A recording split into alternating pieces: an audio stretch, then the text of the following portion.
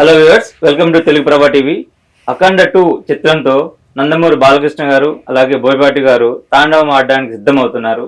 So ఇన్ని రోజుల నుంచి ఈ సినిమా నుంచి ఎలాంటి అప్డేట్స్ రావట్లేదని నందమూరి ఫ్యాన్సే కాదు, మిగతా సినీ లవర్స్ కూడా సోషల్ మీడియాలో కామెంట్స్ పెడుతూ బాగా వైరల్ చేశారు. సో ఆ ఎదురు చూపులు ఫలించాయి. ఫస్ట్ సాంగ్ వచ్చేసింది కొన్ని క్షణాల క్రితం.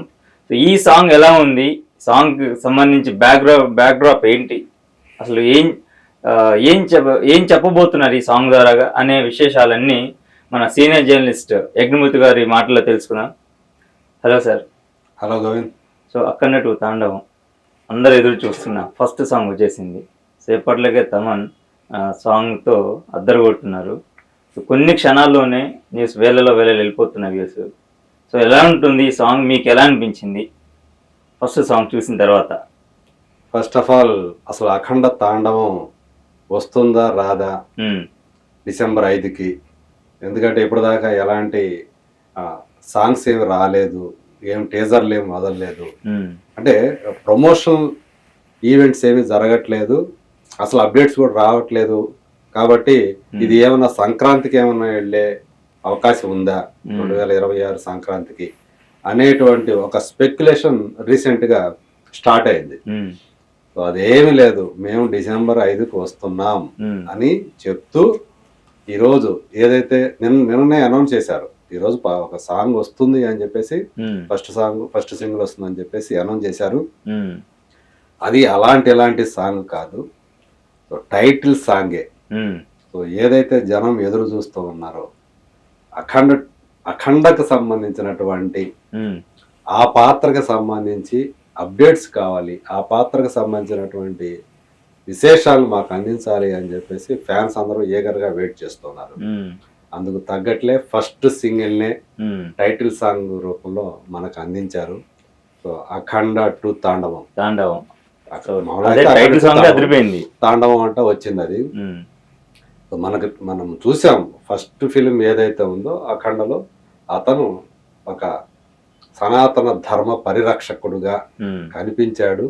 ఇప్పుడు మరింత తీవ్రంగా, అంటే ఎవరైతే ధర్మానికి విరుద్ధంగా ప్రవర్తిస్తూ ఉంటారో, అన్యాయంగా, అంటే ధర్మం మీద ఎవరైతే కక్షగట్టినట్టు ప్రవర్తిస్తూ ఉంటారో, దానికి వ్యతిరేకంగా పనిచేస్తూ ఉంటారో, అమాయకుల ప్రాణాలు తీయటానికి ముందుకు వస్తుంటారో, అలాంటి వాళ్ళని చెండాడటానికి ధర్మ పరిరక్షకుడుగా అఖండ మన ముందుకు వస్తున్నట్టు ఈ పాట చూస్తే మనకు అర్థమవుతుంది. మొత్తం అంతా కూడా ఒక పెద్ద దేవాలయం సెటప్ లో ఈ పాటను తీసినట్టు మనకు తెలిసిపోయింది.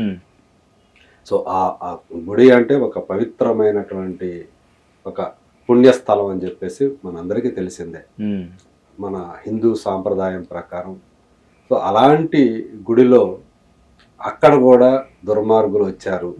అంటే అక్కడ ఎవరైతే గుడికి ఎవరు వస్తారు, సాధారణంగా భక్తులు వస్తారు.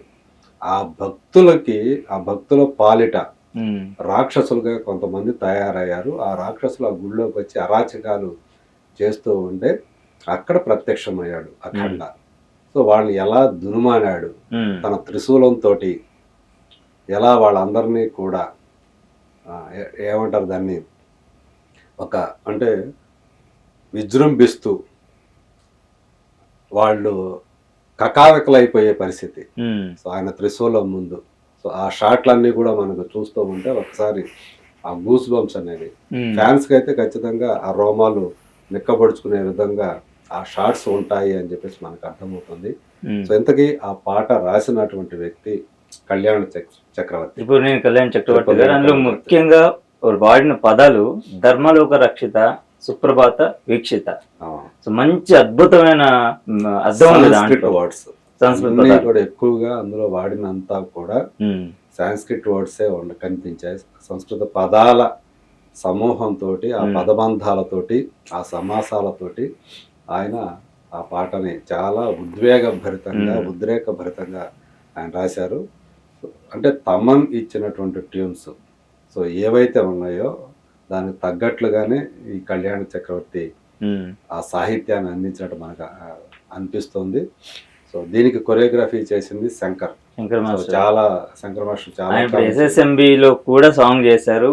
రీసెంట్ గా కొన్ని చోట్ల ఆ న్యూస్ కూడా బాగా సర్క్యులేట్ అయ్యి అఖండ 2 లో నేను సాంగ్ చేస్తున్నాను అనేది ఆయనే రివీల్ చేశారు ఫస్ట్. అదే. సో గతంలో అంటే బాలకృష్ణ గారి సినిమాలు చాలా సినిమాలు పనిచేయడు. రీసెంట్గా చూసుకుంటే డాకు మహారాజులో కూడా ఆయన సాంగ్ చేశారు, వీరసింహారెడ్డిలో సాంగ్ చేశారు. అలాగే మీరు అన్నట్టు రాజమౌళి సినిమాలో చాలా సినిమాలకి ఆయన చేశాడు. అది తమన్నా ప్రభాస్ సాంగ్ చేసింది బాహుబలిలో తనే. సో ఇట్లా చాలా పాటలు ఆయన పెద్ద పెద్ద సినిమాలకి పనిచేశారు, కానీ చాలా లో ప్రొఫైల్ మెయింటైన్ చేస్తూ ఉంటారు.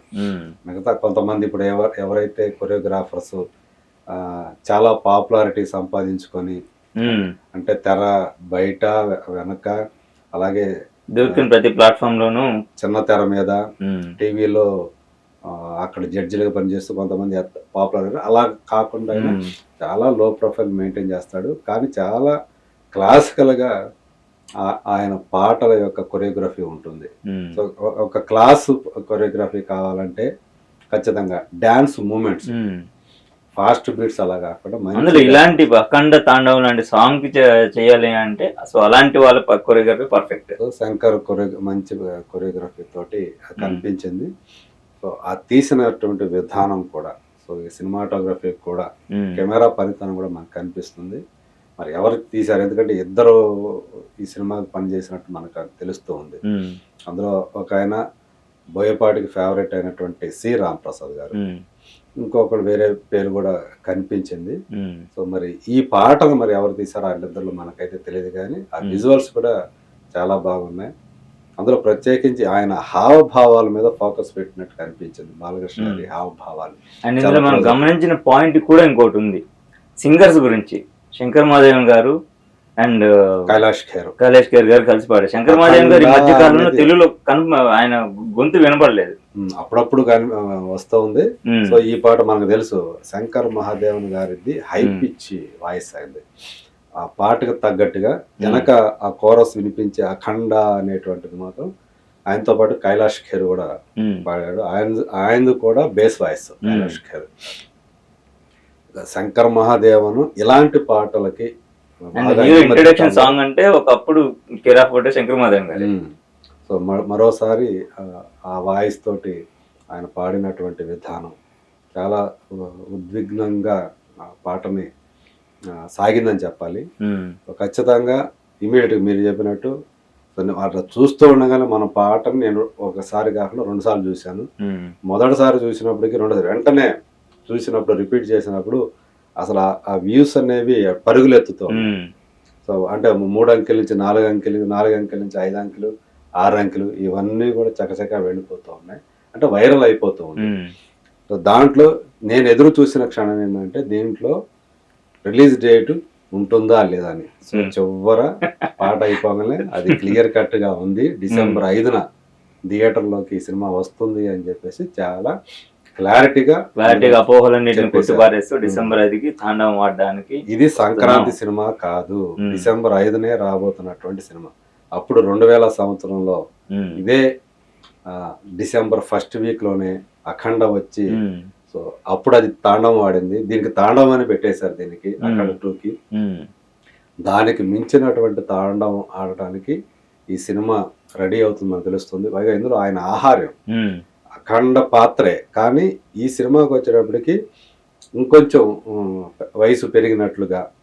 సో అందులో మామూలు గడ్డం అది ఉంటుంది, కానీ ఇందులో మరీ పెంచుకున్నటువంటి సాధువులాగా, ఇందులో పూర్తి స్థాయిలో సాధువులాగా కనిపిస్తున్నారు. పెరిగినటువంటి జుట్టు, అంటే జడలు కట్టినటువంటి జుట్టు, గుబురుగా ఇంత పొడవుగా పెరిగినటువంటి గడ్డం, చేతిలో ఆయన మార్కు ఆ త్రిశూలం. అండ్ కుంభమేళ అనే పదాలు కూడా వాడారు కాబట్టి డెఫినెట్ గా ఈ సాంగ్ కుంభమేళ ప్రాంతంలో కూడా చిత్రీకరించినట్టు కనబడుతుంది. ఇది హిమాలయాల్లో తీసినటువంటి, అక్కడ ఉన్నటువంటి ఒక పుణ్యక్షేత్రం ఏదో ఉన్నట్టుంది దేవాలయం, అక్కడ తీసినట్టుగా నాకు అనిపించింది. ఆ బ్యాక్ డ్రాప్ కనిపిస్తూ ఉంది.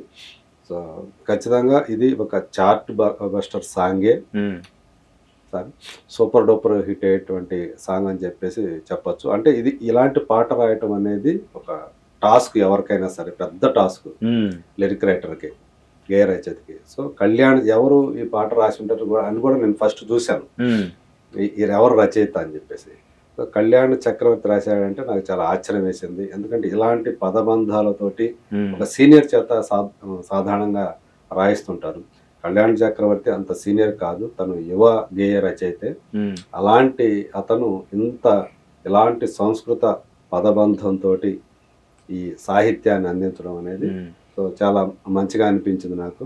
సో ఖచ్చితంగా అతను అంటే మంచి టాలెంటెడ్ లిరిక్ రైటర్ అనేటువంటి విషయం ఆయన వాడినటువంటి పదాలు దాన్ని బట్టి మనకి అర్థమవుతుంది. అంటే ఇక్కడ దర్శకుడు యొక్క ఏంటి, ఆయన ఏం ఆలోచిస్తున్నాడు, ఎలాంటి పాట కావాలనుకుంటున్నాడు, అఖండ క్యారెక్టర్ దాని యొక్క పాత్ర స్వభావం ఏంటి మొత్తం అందులో ఇమడ్చాలి.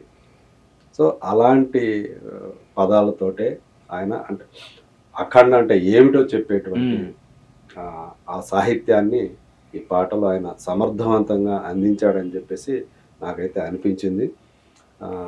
అలాగే తమన్, సో తమన్ ఇప్పుడు తన కెరీర్లో గత ఒక దశాబ్ద కాలం నుంచి ఒక పీక్ స్టేజ్ని ఎంజాయ్ చేస్తూ ఉన్నాడు, దాన్ని కంటిన్యూ చేస్తూ ఉన్నాడు. బాలకృష్ణ గారి సినిమాలకి ఇటీవల వరుసగా తనే సంగీతం అందిస్తూ వస్తున్నాడు. మరోసారి అంటే అఖండకు కూడా తనే పనిచేశాడు కాబట్టి ఇప్పుడు మళ్ళీ ఈ సినిమాకు కూడా తను ఆ స్థాయి సంగీతాన్ని ఇచ్చాడని చెప్పేసి నేను భావిస్తున్నాను. బహుశా అంతకంటే ఎక్కువే ఉండొచ్చు. ఇది ఒక ఎత్తు, బ్యాక్గ్రౌండ్ స్కోర్ ఇంకొక ఎత్తు ఇలాంటి సినిమాలకి. మరి బోయపాటి శ్రీని అయితే ఇప్పుడు ఏదైతే ఎదురు చూస్తూ ఉన్నారో అభిమానులు వాళ్ళందరినీ కూడా ఒక ఫీస్ట్ లాగా ఉండేటట్టు, ఒక సంబరం లాగా ఉండేటట్టు ఈ పాటను మన ముందుకు తీసుకొచ్చాడని చెప్పేసి నేనైతే అనుకుంటున్నాను. ఓకే, నిజంగా మీరు చెప్పినట్టు నందమూరి ఫ్యాన్స్ మొత్తానికి అఖండ 2 తాండవం సినిమాకి సంబంధించి ఫస్ట్ సాంగ్ ఏదైతే వచ్చిందో టైటిల్ సాంగ్, సో నిజంగానే రోర్ అని ఏదైతే పదం వాడారు ఇప్పటి వరకు, ఇప్పుడు అఖండ 2 తాండవం, సో డెఫినెట్గా డిసెంబర్ 5 నుంచి థియేటర్స్లో తాండవం ఆడబోతుంది. సో దీన్ని బట్టి మనకు అర్థమైపోతుంది. సో అది ఫ్రెండ్స్, సో నందమూరి ఫ్యాన్సే కాదు సినీ లవర్స్ అందరికి కూడా అఖండ 2 తాండవం నుంచి వచ్చిన లేటెస్ట్ సాంగ్ చూసి ఎంజాయ్ చేయండి. మరో లేటెస్ట్ అప్డేట్ మళ్ళీ కలుద్దాం. Thank you so much.